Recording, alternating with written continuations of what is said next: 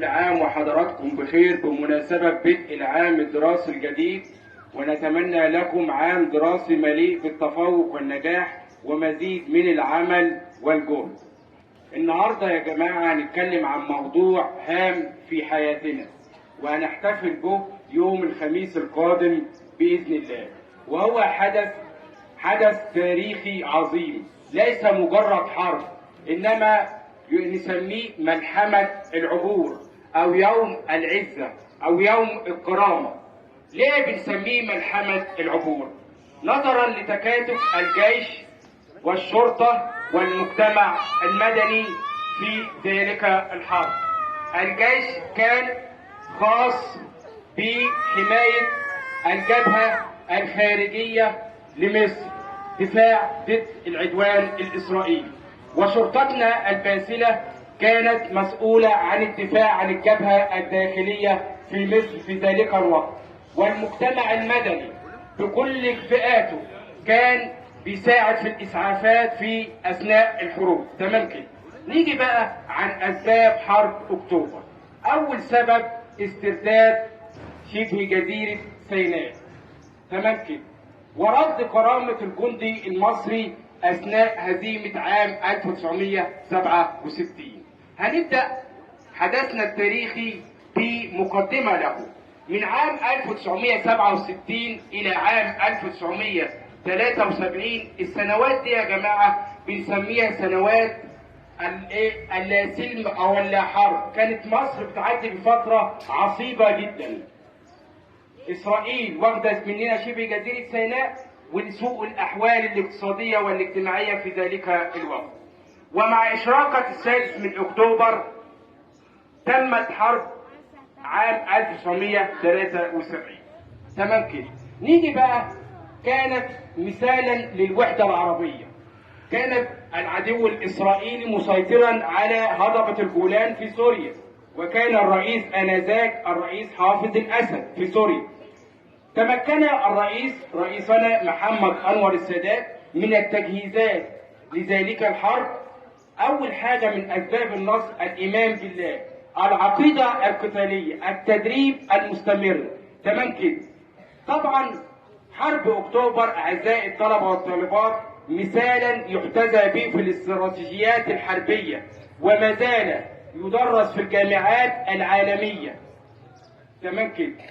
يبقى أول سبب في احتفالنا بملحمة العبور ويوم النصر استرداد شبه جزيرة سيناء من اللي كان واخدها العدوان الإسرائيلي، وعملوا خط بارليف ظنا منهم أن استحالة عبور خط بارليف حتى لو بالقنبلة النووية، وكانوا متفاخرين بذلك. لكن عزيمة الجند المصري أعزائي الطلبة والطالبات أبت بذلك وعبرنا خط بارليف. دي حاجة. تاني حاجة التدريب المستمر.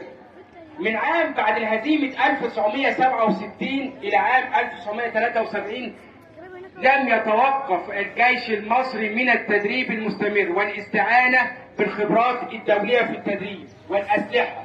دي حاجة. تاني حاجة سبب مهم يا أولاد في انتصارنا في حرب أكتوبر، السرية التامة. حتى ظن الشعب المصري أن لا حرب، يعني ما كانش المعدي لا يعرفه الأحد. في عام 1973 السادس من أكتوبر أهم حاجة من سبب انتصارنا السرية التامة، كان القادة بس اللي يعرفوا ميعاد الحرب. تاني حاجة الاستراتيجيات الحربية. تمام كده. نيجي بقى على نتائج حرب أكتوبر. إيه اللي حصل بعد نتائج حرب أكتوبر بعد الانتصار العظيم ده؟ أول حاجة استرداد شبه جزيرة سيناء. استرداد شبه جزيرة سيناء. رفض كرامة الجند المصري، ودي أهم نقطة. بعد هزيمة عام 1967 كرامة الجيش المصري ردت 1973، وأعطينا درسا هاما في فنون الحرب والقتال للعالم أجمع وليست لمصر بس. تمام. نيجي بقى على دور لا ننكره أعزائي الطلبة والطالبات، وهو الوحدة العربية المشتركة. هنضرب مثالين. أول مثال تعاوننا مع الجيش السوري في ذلك الحرب، ما كانوا محتلين هضبة الجولان. تعاوننا مع الجيش السوري وأعطينا مثال في التعاون العربي المشترك. ثانيا، المملكة العربية السعودية عندما منعت الولايات المتحدة من استيرادنا للغاز والبترول لتمويل الطائرات، فتحت المملكة العربية السعودية باب التصدير للغاز وصدرته تمثال للوحدة العربية المشتركة. يبقى سبب هام في نصرنا في حرب أكتوبر المجيد التعاون العربي المشترك. تمام كده؟ يبقى وتمر ذكرى 50 عام على حرب أكتوبر.